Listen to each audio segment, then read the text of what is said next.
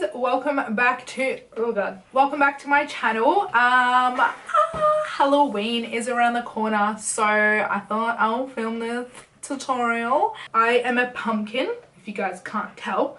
I decided to do like quite a scary looking pumpkin. This is my very first Halloween video. I live in Australia, so we don't celebrate Halloween here, which sucks balls. But we always go like partying and clubbing and stuff dressed up. So I thought I will do a look for you guys. I didn't know if I was going to post it or not, but I'm pretty happy with how it turned out. So it looks like it's up. You're watching it. Press play, subscribe, follow me on Insta, Snapchat. But yeah, I just wanted to show you guys how I did this. There was a couple of steps I would redo next time. Just letting you know, I used a lot of creams, but I would probably use a lot more powders instead. Because it's hard to set and I'm continuously like touching up. But other than that, everything was perfect. I liked how I did everything. I'm just going to do a voiceover for you guys so you can see. But do you see my my setup? My little candles and my spider webs and like my spider and my blood. Like, it's pretty cool. But anyway, hope you guys enjoy and keep on watching. Okay, so I'm going to go in with Isopro alcohol. This is going to remove any excess oil on my face because I'm a oily faced person. Now I'm going in with the Bostik clear glue. I use clear, not blue, so I don't have that blue residue. Also taking it on the back of my hand, warming it up, and then applying it on my eyebrow. I use a disposable mascara wand to brush it through. Really push that hair, or push the hairs down to the face so that you cannot see any of them pop out. Also taking that disposable mascara wand and clearing up any excess glue. See how I'm really applying pressure? That's so that everything is pushing straight up and flat. Like you turn to the side and it's flat. This is, again, not the only way to do it. There is other ways, but this is just how I've been taught or I've seen in the industry and how I think it works for me. And yeah, just a pressure and... Did I just say a pressure? I meant apply pressure and you'll find you get quite good results with it. By the way, guys, I just want to say my background looks kind of cool. Like, it looks a little bit messy on the camera. I thought it looked good in person, and now I'm just seeing it like, lol, the effort. My little spider at the background. Anyway, I'm sitting with the Kryolan? I don't know, anti-shine powder. I don't love this powder, but I really like it for special effects. Like, I wouldn't use it for day-to-day makeup, but special effects, it's awesome. Brushing off that excess powder on my brows because you start to feel like an idiot.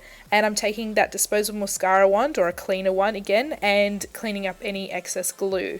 Make sure you get new disposable ones just because you're going to have old sticky glue in there, so just keep them clean. Using a nude pencil now that you would use in a waterline and outlining my face. I go over it with black, so if you feel confident you can skip this step, but I have no creativity in my mind, so did it nude first because, example, made a mistake and it's easier to rub off compared to black. Also, I didn't go in with white because I knew I was going to put black in my face and I didn't want the white and the black to turn grey, so just went to nude and then straight to black. Now I'm just doing my teeth.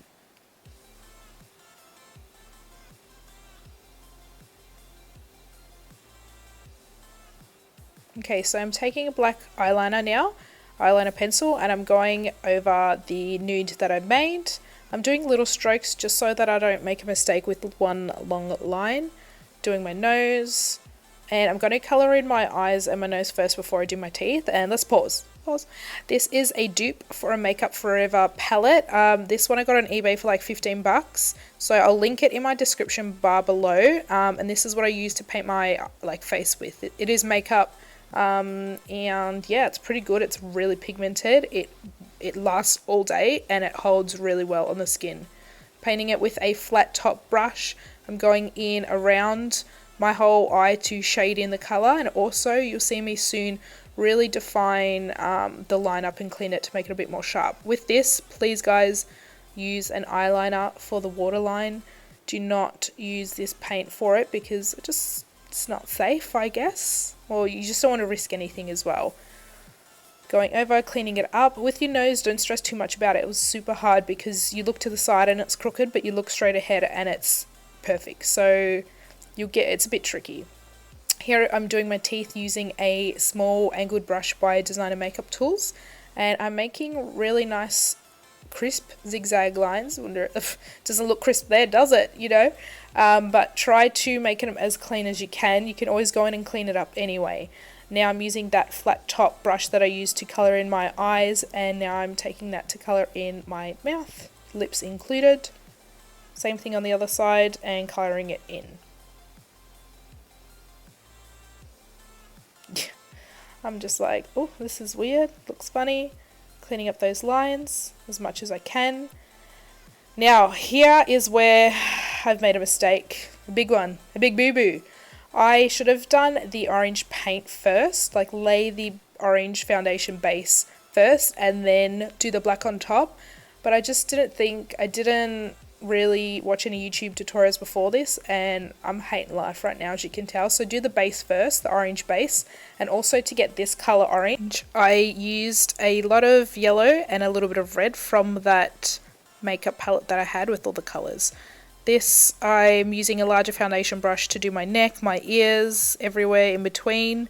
And I'm going in between the black teeth and really trying to get that colour in there quicker, but it's making a smearing mess, so I turned back to that small flat top brush that I had because, oh, this, guys, is the only thing I would change. If you haven't done this step yet, like you're just watching it, do the orange base first and then the black.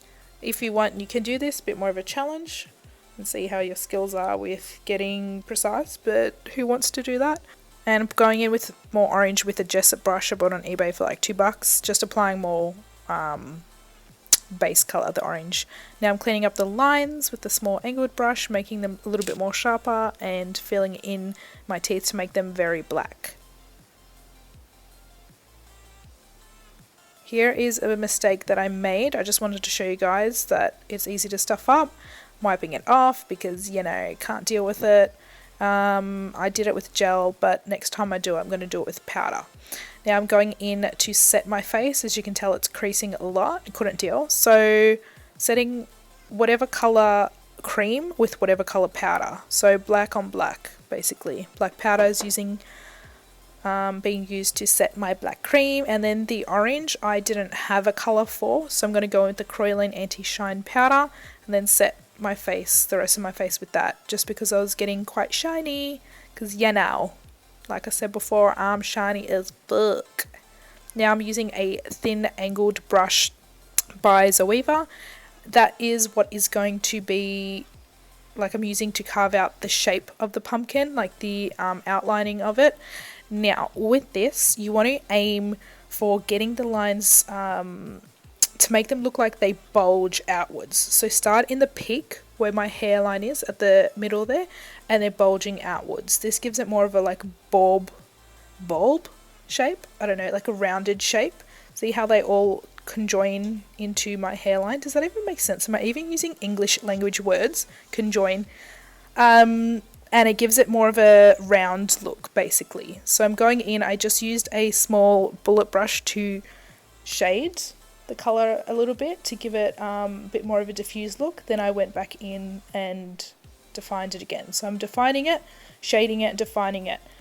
Now I'm going to highlight in between the pumpkin lines with the yellow colour. This is just a cheap eyeshadow palette that I bought like on eBay, like when I was 10. Still kept it for one day. I know I need it because I knew I loved makeup back then too.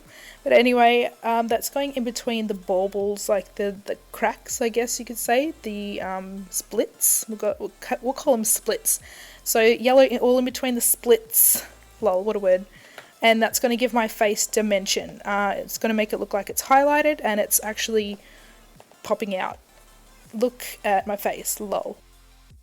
With the white that goes on top of the yellow, and that's going to give it more dimension as well, just to intensify it and give it more 3D texture. Going in with this peachy tone, and that is what's going to give my face more of a rustic look. I felt like it was just looking like a face paint still.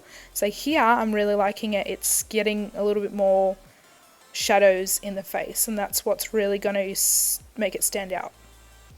Now I'm going in with red, and that's going to go on top of the peach that we just placed to give it even more dimension. Buffing that in with that Zoeva brush I said, and now I'm taking a small thin angled brush, and it's actually a lip liner brush, but I'm using it to define the lines again of the slices or splits. I don't know why I said that. Now I'm taking green. I'm pretty excited about this. This is when I thought my face was missing something, and it was the green. So painting that near my hairline on top of everything and blending it downwards and out, just so it diffuses from quite a dark shade to a lighter green. But just use blending. You can use the same color if you want and blend it through.